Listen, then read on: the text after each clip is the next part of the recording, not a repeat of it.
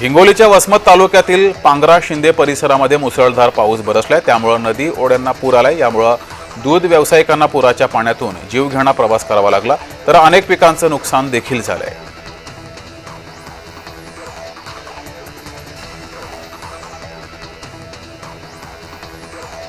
नवी दिल्लीमध्ये मुसळधार पाऊस झाला। यामुळे अनेक ठिकाणी पाणी साचले। रस्त्यावरही पाणी साचल्याने मोठी वाहतूक कोंडी झाली। यातून वाट काढताना वाहनधारकांना कसरत करावी लागली।